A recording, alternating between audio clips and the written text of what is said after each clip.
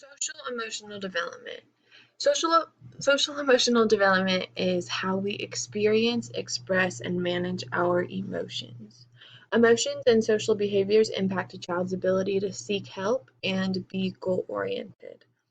They also allow us to participate and benefit from relationships, and healthy development is linked to good academic performance in school. This is achieved when children have positive ongoing relationships with nurturing adults who just teach them to be confident in their feelings and teach them how to be social beings because that's a skill that's learned. Next is responsive caregiving. Responsive caregiving is support given to children by their parents, by just their main adult in their life, like parents, grandparents, aunts, uncles, teachers. It's important that these caregivers teach children how to regulate their emotions because, again, that's not something we know naturally, that's something that is taught. Um, if children are given this, it allows them to develop a sense of predictability, they feel secure and safe, and they're responsive to their social environments, which change accordingly. So they just need to be prepared for lots of different environments. And affective. Affective is part of social emotional development because it physically shows how one feels. It's like facial expressions. It's a nonverbal way of communicating.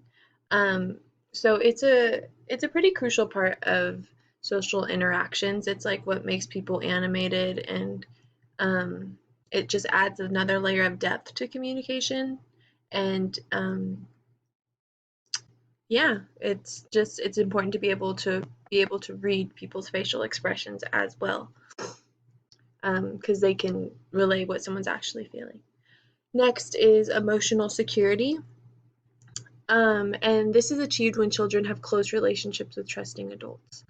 Um, Adults provide comfort and support to children, and they facilitate their exploration, just give them encouragement, make sure they don't get hurt.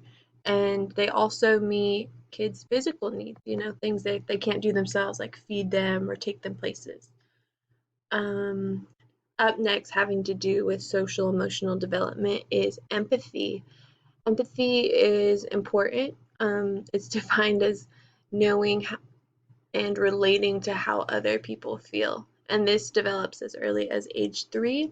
Empathy is important because it strengthens social bonds and increases pro social behavior. Pro social is like helping people, when just noticing that when people are in distress, just being a good, nice person.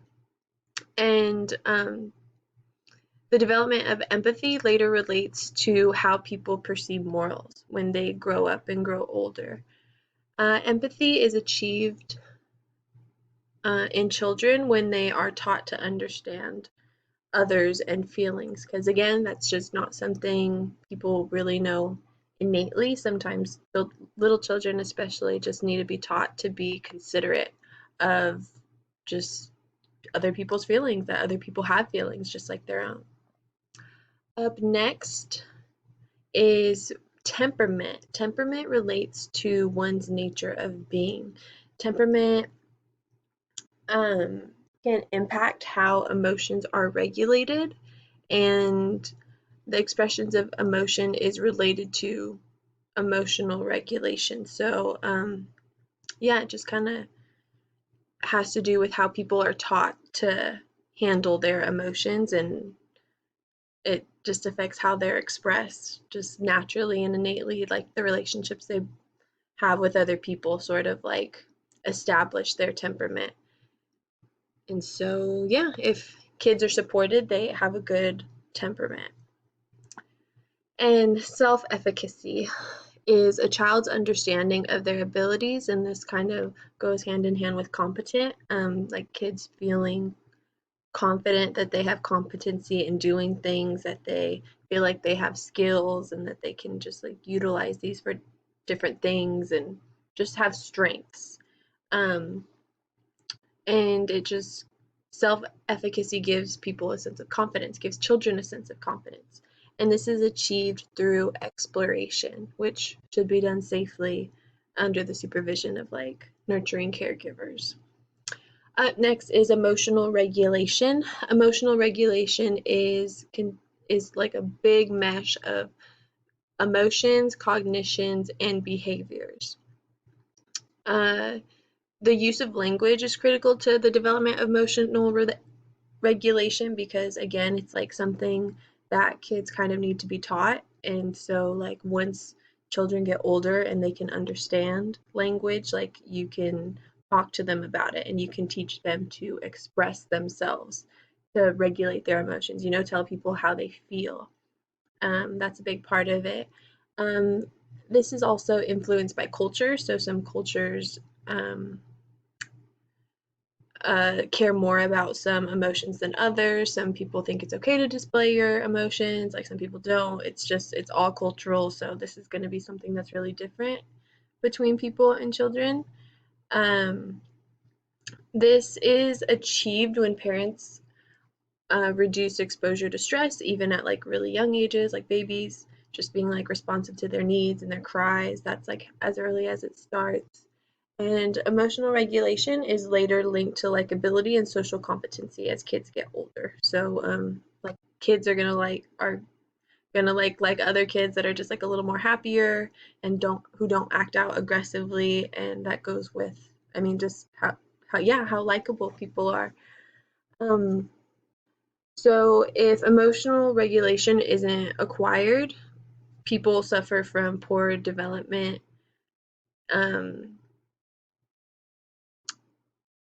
development of emotional regulation affects thinking and compromises judgment and decision making. Just because, like, if you're so upset, you can't think right in an upset state. So just gotta manage those emotions. Sense of self.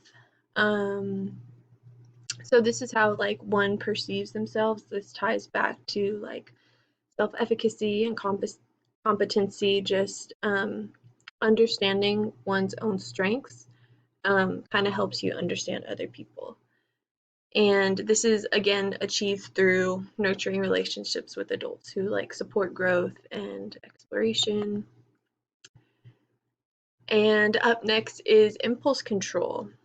Um, Impulse control kind of ties back to emotional regulation. So, like, if someone can't manage their emotions well, then they likely won't like have a good impulse control. So impulse control is um just controlling one's behavior. This is like especially hard for little kids, so it's good that they like learn to just be patient, wait for their needs to be met, and also just limiting harmful behaviors because sometimes little kids can just like act out and be aggressive, and they just need to be taught that it's like not appropriate and not okay. Impulse control also ties to acting in accordance with social circumstances, just like knowing that you can't behave at home the way you can at school, or you can't behave in public the way, or like you can't behave with strangers the way you do with like trusting adults. So just knowing how to act in social circumstances. And this is also important for adapting to social situations and following rules. Just understanding that there's limitations to behavior, and behavior kind of has to change through circumstance. And impulse control is taught through peer interactions as well as by a trusting, nurturing adult. And lastly, we have social understanding. So this is how children experience the thoughts and emotions of others. Examples include understanding responses, emotional expression, and the actions of other people. Additionally, it's knowing what to expect from others, engaging in social interactions, and utilizing social scripts. So just, um, yeah, this kind of has to do with just like being a little bit maybe just learning how to be an extrovert, just learning how to deal with people, learning like how to talk to people, just um, Yeah, and that covers my presentation on social emotional development. Thank you.